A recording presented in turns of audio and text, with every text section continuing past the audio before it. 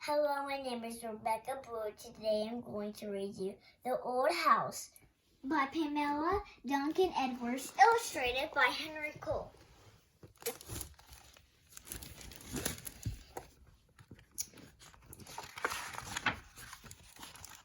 The Old House.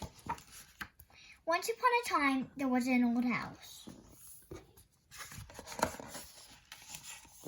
The old house was lonely because no one had lived in it for a long, long time. When people passed its rickety gate, they said opposite to another, "Did you ever see such an unhappy old house for sale?" Its friends tried to cheer it up. "You're so useful," chattered the birds. "Your eaves are perfect for a nest." "You're helpful, too," said the squirrel. "You always remember where I hide my nuts."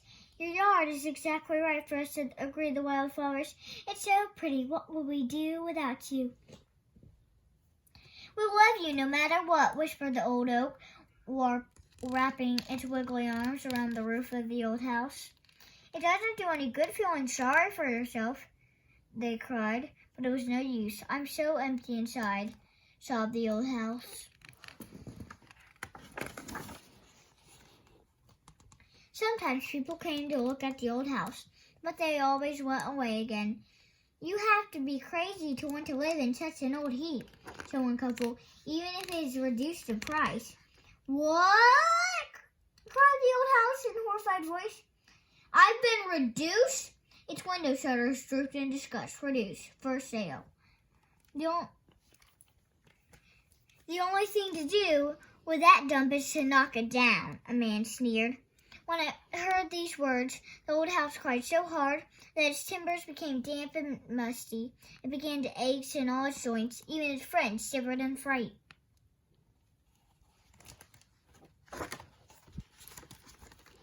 Once a family stopped by the rickety gate.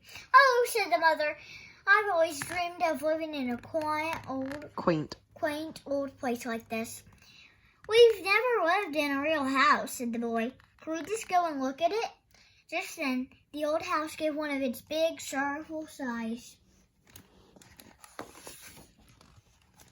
"Uh-oh," said the father. "I think it might have a rot." "No," cried the little girl. "It's just saying hello to us, that's all." "Hey," the squirrel whispered to the old house. "Did you hear that? This is your big chance." But the old house sniffed. "Look, they're going away like all the others," it whined.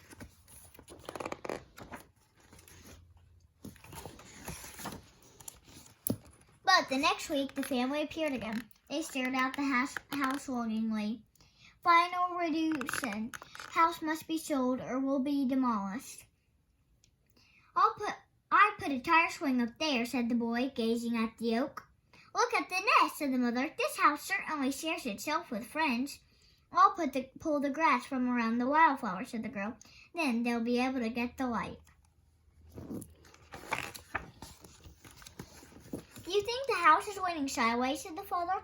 "I wonder if the foundation's cracked." "Excuse me," cried the old house indignantly. "My foundation is not cracked." "Then stop sagging," said the squirrel. "Stand tall, get a grip on yourself," urged the oak tree.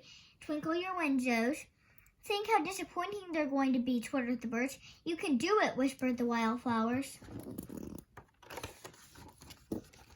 The old house looked at the wistful face of the mother and the uncertain face of the father. It saw the eager faces of the boy and the girl, and it heard the baby gurgle. "This family needs me," thought the old house, and it took a deep breath. It wriggled and stretched and pushed with all its might until it stood as straight as possible. "It's not leaning at all," said the boy. "You're right," said the father. "I sat almost on falling across it for a minute." The girl looked at her mother and father. "Can we buy it?" she asked. "We've been saving money for a house, but this one would take a lot of work But it would take a lot of work to fix this one," said the mother. "It certainly would," said the father. The family started walking away. "Stop! Don't go!" cried the old house. "We could be so happy together." But the family was gone. The old house was miserable. "I could have been their home," it mourned. I could have kept them safe and warm. Have you noticed that it feels sad for the family?" said the squirrel, whispered to the oak tree. "It stopped feeling sorry for itself." "I know," answered the oak tree. "That's one good thing, at least." One morning, a rumbling noise came from down the lane. "It's the bulldozer!" wailed the old house. "This is the end. We're doomed." "Who saved our nest?" screeched the birds. "Our babies can't fly yet. They'll trample us flat," cried the wildflowers. "I know they'll try me down too," groaned the oak tree. "Goodbye, old house. You've been a good friend." They all creaked and rustled and squawked and trembled in terror. But suddenly the old house stopped shivering. "Hey!" it exclaimed. "It's not the bulldozer. It's my family." And it was. The mother washed the windows of the old house until they flashed like diamonds. She painted the frames of sparkling white. The father hammered in new pieces of wood, and baby birds watched as he mended holes in the roof. "All my aches and pains are gone away," cried the old house. While the boy swung from the oak tree, the squirrel played peekaboo with the baby. The girl pulled up grass around the wildflowers so they could feel the warm sun. She sprinkled seeds on the ground for the birds to eat. The family worked so hard that the old house began to feel young again.